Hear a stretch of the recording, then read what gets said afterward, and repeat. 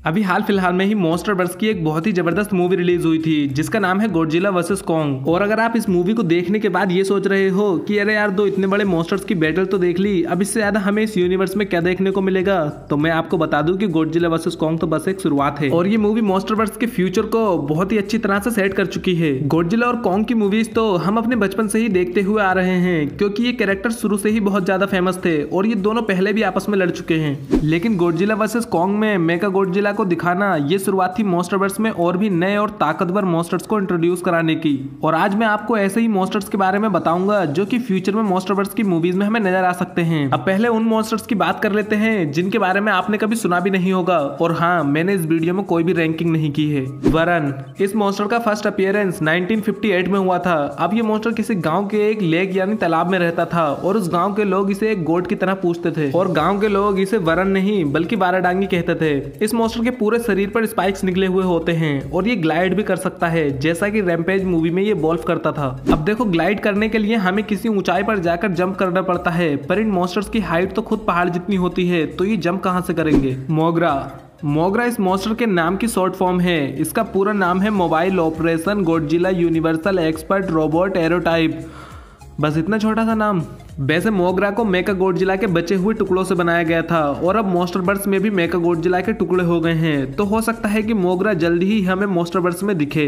मोगरा मेका गॉडजिला के टुकड़ों से तो जरूर बना है, पर ये मेका गॉडजिला से कहीं ज्यादा बेहतर है। ये अपने आप को दो तरह के व्हीकल्स में बदल सकता है, उड़ने के लिए स्टार फैल्कन और जमीन के अंदर जाने के लिए लैंड मोगरा। हाँ, ये जमीन के अंदर भी जा सकता है क्योंकि इसकी बॉडी में ड्रिल्स फिट हैं और मोगरा को इंसान ऑपरेट करते हैं जैसा कि पैसिफिक रिम में होता है। बात्रा, अब बात्रा को ब्लैक मोथरा भी कहते हैं और मोथरा को पहले ही हम Godzilla king of the monsters में देख चुके हैं। बात्रा और मोथरा काफी हद तक सेम ही हैं, बस इन दोनों के पर्पस अलग हैं। जहां मोथरा एक बहुत ही शांत क्रिएचर है और हमेशा लोगों को बचाता है, वहीं बात्रा अर्थ का डिफेंडर है और वो पृथ्वी को बचाने के लिए कुछ भी कर सकता है, कुछ भी।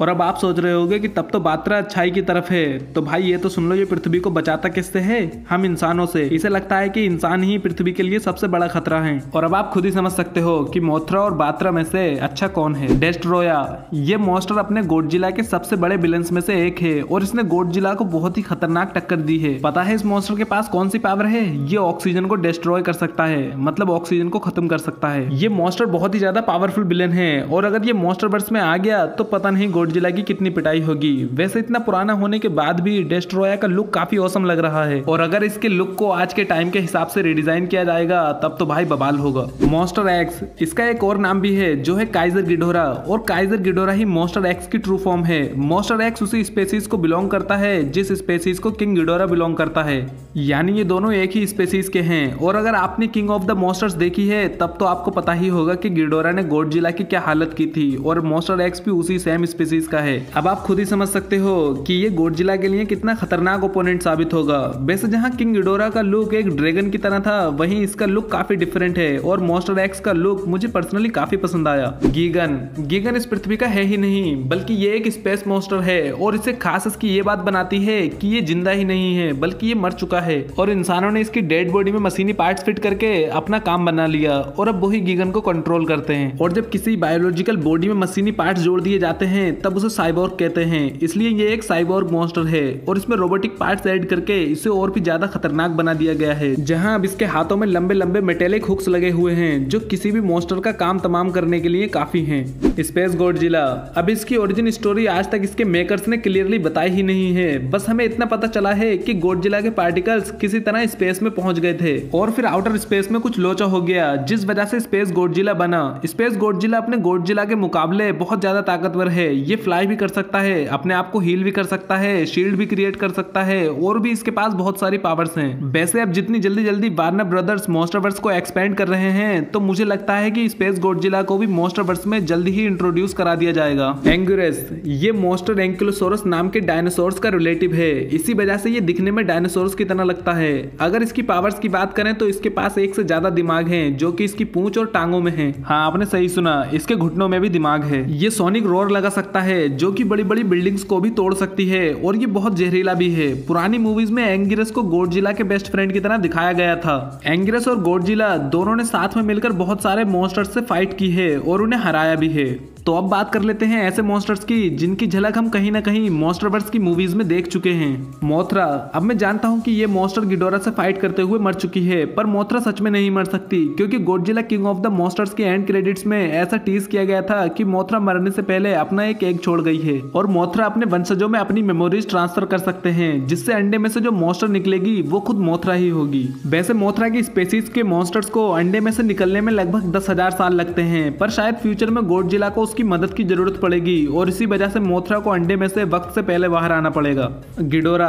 ऑब्वियसली यार, गिडोरा एक फिल्म में तो शुरू होकर खत्म नहीं हो सकता है, और किंग ऑफ द मॉन्स्टर्स के पोस्ट क्रेडिट सीन में हमें टीज भी किया गया था कि गिडोरा फ्यूचर में वापस भी आ सकता है, क्योंकि उसका एक सर पूरी तरह से डिस्ट्रॉय नहीं हुआ था। तो ऐसा हो सकता है कि गिडोरा उस सर की मदद से अपने आप को रीजनरेट कर ले डेडपूल की तरह, या फिर हमें मेका गॉडजिला की तरह मेका किंग गिडोरा भी देखने को मिल सकता है। रोदान। अब देखो, ये monster Godzilla king of the monsters में मरा ही नहीं था। वो बात अलग है कि मोथरा ने इसकी कुटाई कर दी थी, पर ये अभी भी जिंदा है और लास्ट में गॉडजिला को समन भी करता है। अब जब ये मरा ही नहीं है तो फ्यूचर में तो इसे वापस आना ही है। मेथुसेला। इस मॉन्स्टर की भी झलक हमें किंग ऑफ द मॉन्स्टर्स में देखने को मिली थी। हालांकि इसका ज्यादा बड़ा रोल नहीं था, बस छोटा सा सीन ही दिखाया गया था, मगर इससे ये कंफर्म हो जाता है कि ये मॉन्स्टर भी मॉन्स्टरवर्स में एग्जिस्ट करता है और फ्यूचर में हमें इसका भी काफी बड़ा रोल देखने को मिल सकता है। बेमथ और सिला।